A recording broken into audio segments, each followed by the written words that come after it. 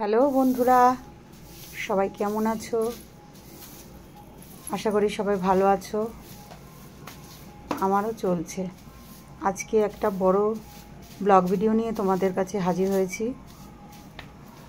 তো তোমরা অনেকেই ভাবছো যে আমি ইচ্ছা করেই তোমাদের বাড়িতে যেতে পারছি না বা যাই না। না, সেটা নয়। আসলেই আমি খুব অসুস্থ। আমার বাড়িতে কেউ নেই আমাকে একটু হেল্প করে দেওয়ার। আমার দুটো মেয়ে আছে, তারা ছোট ছোট, ওরা কিচ্ছু করতে পারে না, ওদেরকে সবই আমার করে দিতে হয়। আমার 9 থেকে 10টি রোগ ধরা পড়েছে শরীরে। তার মধ্যে সবথেকে বড় রোগ হচ্ছে মেমোগ্রাফি টেস্ট দিয়েছিল ক্যান্সারের জন্য। তো সেটা করেছি, রিপোর্ট মোটামুটি ভালো আছে। 2 বছর পরে আবারও ওই একই টেস্ট করতে হবে আমাকে। এখন হয়নি বলে যে ভবিষ্যতেও হবে না সেটার কোনো গ্যারান্টি নেই, ডাক্তার বলে দিয়েছে। তাছাড়া আমার কোমরের হাড় পাঁজর একদম ক্ষয়ে গেছে। আমাকে নিয়মিত বেল্ট পরতে বলেছে, নিচের কাজ করতে বারণ করেছে, নিচে বসা সেটাও বারণ। যেটুকু পারি অল্প অল্প করে কাজ করতে বলেছে, সেটাও দাঁড়িয়ে দাঁড়িয়ে।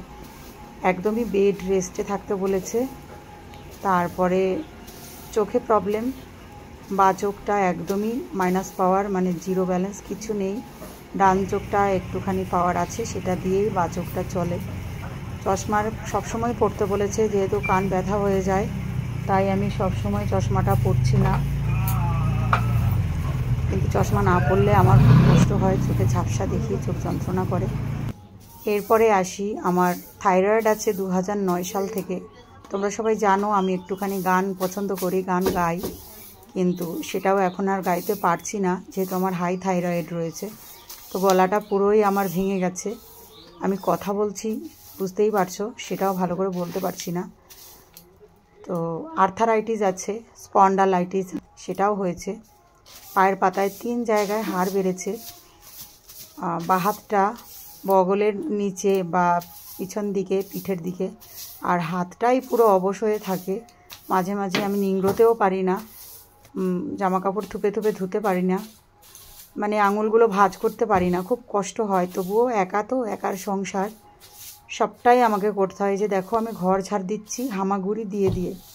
আমার কিন্তু পালস আছে, সেটা মিনিমাম 1 ইঞ্চি বেরিয়ে গেছে অনেক দিন ধরেই। আমার বাথরুম বা পটি বসতেও খুব কষ্ট হয়, নিচে বসতে কষ্ট হয়, জ্বালা করে, জ্বালা পোড়া করে, খুব ব্যথা করে, চুলকায়, চোখ দিয়ে জল বেরিয়ে আসে গো। শাশুড়ি নেই বাড়িতে, কেউ নেই। শাশুড়ি বাড়িতে নেই মানে পৃথিবীতেই সে নেই, কেউই নেই। তারপরে আমার ছোটো মেয়ে স্কুল, সকাল 6টায় তাকে পৌঁছতে হয়, 8:30টায় ছুটি হয়, তাকে আনতে যেতে হয়। আবার বড় মেয়ে 9:30টায় বেরোয়, তাকেও নিয়ে যেতে হয়, নিয়ে আসতে হয়। ওদের নাচের ক্লাস করাতে যেতে হয়, বাইরে দাঁড়িয়ে থাকতে হয় 3 ঘন্টা আমাকে। হাট বাজার, মুদিখানা, অফিসের কাজ, ব্যাংকের কাজ, যাই কিছু সব এইভাবে আমি করি। আর দিনে অন্তত 3 থেকে 4 কিলোমিটার পায়ে হাঁটি, দুটো বাচ্চার হাত ধরে। অনেকটা দূরে গিয়ে আমাদের এখানে টোটো স্ট্যান্ড বা অটো স্ট্যান্ড, প্রায় 1.5 কিলোমিটার। তারপরে আমরা টোটোয় করে যেখানে যাবার যাই, বাকি কাজ গুছিয়ে আবার ওইভাবে আসি। বাড়িতে এসে আবার রান্না করি। নিয়মিত 2 বেলা তো রান্না আমাকে করতেই হয়, কোনো কোনো দিন 3 বেলাও হয়। এছাড়াও উপোস আছে, অনেক কিছু আছে, শরীর আর চলে না, একদম ভিটামিন নেই, লো প্রেশার, প্রচণ্ড শরীর খারাপ। তোমরা সকলে আমার জন্য একটুখানি আশীর্বাদ করো।